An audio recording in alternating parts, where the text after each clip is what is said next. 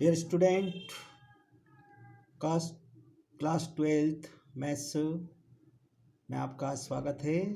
Chapter 3 द्विआधारी संक्रियाएं, binary operation. आज इसके बारे में हम समझेंगे और पढ़ेंगे। तो सबसे पहले बाइनरी ऑपरेशन यानी कि द्विआधारी संक्रियाओं की प्रस्तावना। हमने पूर्व की कक्षाओं में मुख्य रूप से 4 आधारभूत संक्रियाएं जैसे कि जोड़ना, घटाना, गुणा तथा भाग आदि से परिचय प्राप्त कर चुके हैं। इसी प्रकार से 2 समुच्चयों का यूनियन यानी कि संघ तथा इंटरसेक्शन, सरवनिष्ठ आदि के बारे में भी हमने अध्ययन किया है। और इन संक्रियाओं की सहायता से ही यानी कि जोड़, घटाव, गुणा, भाग, यूनियन, इंटरसेक्शन, इन्हीं की सहायता से हम किन्हीं भी 2 संख्याओं a तथा b को संबंध कर सकते हैं, यानी कि उनके बीच में संबंध बता सकते हैं। ठीक है, जैसे हमें कोई संख्या जोड़नी है और घटानी है तो जोड़ को हम प्लस के चिन्ह से किन्हीं संख्याओं को जोड़ सकते हैं, और माइनस के लिए हम घटाव का चिन्ह लगा सकते हैं, गुणा के लिए हम गुणा का चिन्ह लगाते हैं, और भाग के लिए हम भाग का चिन्ह लगाते हैं या बटे में लिखते हैं। जबकि बटे वाली संख्या 0 के बराबर नहीं होना चाहिए, मतलब 0 नहीं होना चाहिए। ठीक है, तो इस प्रकार से हम आज द्विआधारी संक्रियाओं के बारे में, इनकी परिभाषा और आदि के बारे में पढ़ेंगे। चैप्टर 3 द्विआधारी संक्रियाएं। द्वि मतलब दो आधारी, द्विआधारी 2 अंकों पर या 2 किन्हीं भी संख्याओं पर आधारित जो संक्रियाएं होती है वो हमें द्विआधारी संक्रियाएं कहलाती है ना। अब जैसे मान लो कि हमारे पास में जैसे 2 है और एक 3 है, अगर इनको दोनों को जोड़ना हुआ तो प्लस का निशान लगाएंगे, तब जा कर के हमें 5 मिलेगा। इसी तरह से यदि हमें घटाना है कि 3 में से 2 को माइनस कीजिए तो हम माइनस का चिन्ह लगाएंगे। तो ये जो चिन्ह ही है ये इन संख्याओं के बीच में संबंध बता रहे हैं, तो इसलिए इन्हें हम द्विआधारी संक्रियाएं कहते हैं। लेकिन कभी कभी क्या हो जाता है, जैसे 2 + 3 + 4 आया तो क्या आप इसको डायरेक्ट जोड़ सकते हैं? नहीं, हम क्या करते हैं कि हमेशा एक संख्या को दूसरी से पहले प्लस करते हैं तो 5 आता है, फिर उसके बाद में 5 से 4 करेंगे तो नहीं। इसको बोलते हैं द्विआधारी। एक साथ हम तीनों को नहीं जोड़ सकते। हाँ, मन में करके न कोई ऐसा जल्दी में करना हो तो कर सकते हैं, लेकिन इस प्रकार से सवाल को डायरेक्ट हल नहीं कर सकते। इसलिए ये 2 संख्याओं पर आधारित होती है, इसलिए इसे द्विआधारी संक्रियाएं कहते हैं। ठीक है, तो जोड़, घटाव, गुणा, भाग, संघ, सरवनिष्ठ आदि ये संक्रियाएं कहलाती है, और ये 2 संख्याओं पर या 2 समुच्चयों पर आधारित होती है, इसलिए हमने इन्हें द्विआधारी संक्रियाएं कहते हैं। तो अब हम इसकी परिभाषा को लिखते हैं कि परिभाषा क्या है। सामान्य तौर पर द्विआधारी संक्रियाएं जो होती है वो किसी एक समुच्चय के 2 अवयवों को हम संबंध करते हैं तो उन 2 अवयवों से उसी समुच्चय का कोई एक अन्य अवयव संबंध होता है, तो इसलिए इसे हम द्विआधारी संक्रिया कहते हैं। ठीक है, जैसे देखो, यदि ए कोई अरिक्त समुच्चय है, अरिक्त का मतलब रिक्त नहीं होना चाहिए, अरिक्त समुच्चय है, तब एक फलन f such that a cross a गुणा a टेंड्स टू a, मतलब कहने का है कि a और a के बीच में अगर गुणा करें तो हमें a ही प्राप्त हो, यानी कि a एक कोई समुच्चय है और a कोई उसी का समुच्चय का अवयव है। एक ही समुच्चय के 2 अवयव है, इनका अगर गुणा करने पर उस समुच्चय का ही कोई अवयव हमें प्राप्त होता है, तब हम कहेंगे कि यह एक द्विआधारी संक्रिया है। तो एक द्विआधारी संक्रिया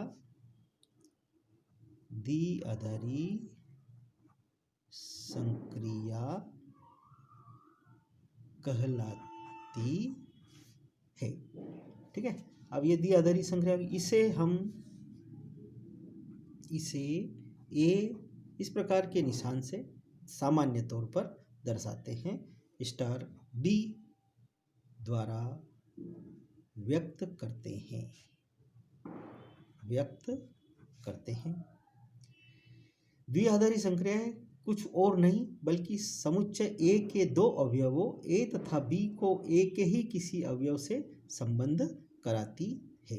ठीक है, उदाहरण के तौर पर जैसे हम मान लेते हैं कि जैसे दो प्राकृत संख्या हमारे पास में है, उनका योग करेंगे तो हमें एक प्राकृत संख्या ही प्राप्त होती है ना। जैसे कि हमने एक प्राकृत संख्या जैसे n cross n into n, ठीक है, कोई भी प्राकृत संख्या हमने ली है और मान लेते हैं कि जैसे हमने एक संख्या 1 ली है और दूसरी संख्या 2 ली है, तो 1 और 2 को जोड़ेंगे तो 3 एक प्राकृत संख्या ही प्राप्त हो रही है, तो इस प्राकृत संख्या का ही समुच्चय हमें मिल रहा है। इसी तरह से यदि हम कोई संख्या अगर 2 लेते हैं और इसका 3 से मल्टीप्लाई करेंगे तो क्या आएगा, 3 दूनी 6, 6 भी एक नेचुरल नंबर है यानी कि प्राकृत संख्या है।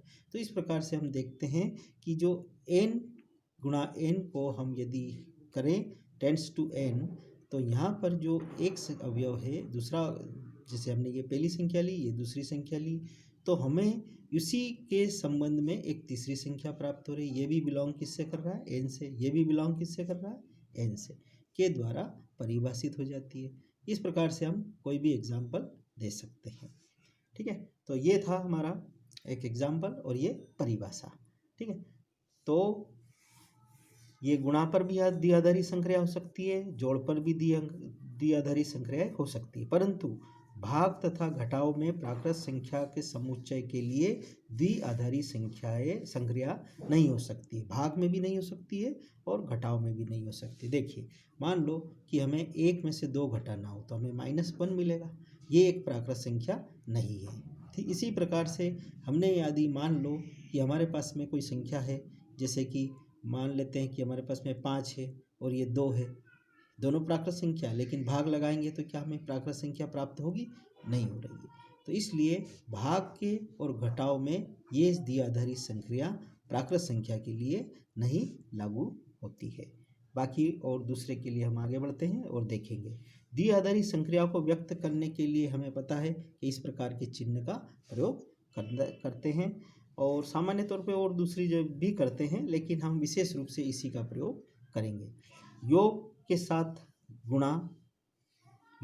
साथ जो गुणा है, n प्राकृत संख्याओं के लिए केवल योग और गुणा का ही द्विआधारी संक्रिया होती है, पूर्णांक संख्याओं के लिए भी और परिमेय संख्याओं के लिए भी और वास्तविक संख्याओं के लिए भी और सम्मिश्र संख्याएं सब के लिए द्विआधारी संक्रिया लगती है। लेकिन किसी किसी में प्लस माइनस में ही लगती है, किसी किसी में लगेगी जिसमें आप भाग और घटाव का भी उपयोग कर सकते हैं, जैसे कि वास्तविक संख्याओं में।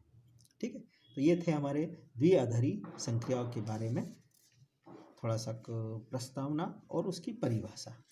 अब हम इस पर आधारित प्रश्न को हल करेंगे। द्विआधारी जो संक्रियाएं हैं उनके जो गुणधर्म हैं उसमें हम क्रम विनिमय गुणधर्म जो है, यानी कि जो द्विआधारी संक्रिया होती है वो क्रम विनिमय नियम का पालन करती है। जैसे कि ए और यहाँ पे कोई भी निशान हो सकता है, जैसे प्लस भी हो सकता है, माइनस भी हो सकता है, कुछ भी हो सकता है।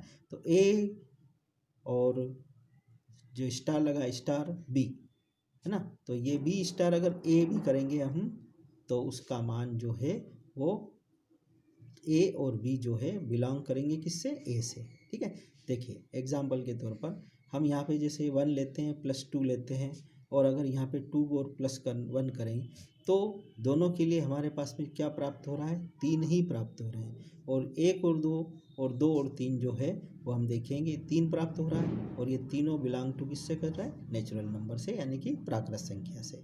ठीक है, इसी तरह से यदि 1 का 2 से गुणा करें या 2 का 1 से गुणा करें तो भी हमारे पास में नेचुरल नंबर ही प्राप्त होते हैं। तो ये इस प्रकार से हम कह सकते हैं कि द्विआधारी संक्रिया गुणा पे और क्रम विनिमय द्विआधारी जो संक्रिया है वो गुणा पे और जोड़ पे लगती है, लेकिन घटाव पे और भाग पे नहीं लगेगी। इसको बोलते हैं क्रम विनिमय द्विआधारी संक्रिया। इसी तरह से सहचर के लिए भी होता है। सहचर गुणधर्म में क्या होता है, जैसे ए स्टार बी और स्टार सी। ठीक है, तो यहाँ पर अगर हम इसको ए स्टार द्विआधारी संक्रिया जो है तो बी और ये निशान करके सी।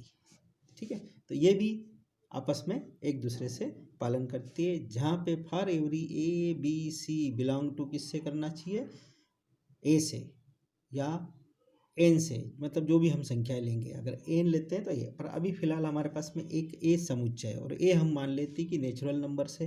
तो यहाँ पे देखिए कि जैसे 1 लिखा +2 लिखा और यहाँ पे +3, ये द्विआधारी संक्रिया में हम प्लस का उपयोग कर रहे हैं। तो यहाँ पे आप देखेंगे 1 +2 +3 और आप देखते हैं कि इन दोनों का जो उत्तर है वो सेम आएगा।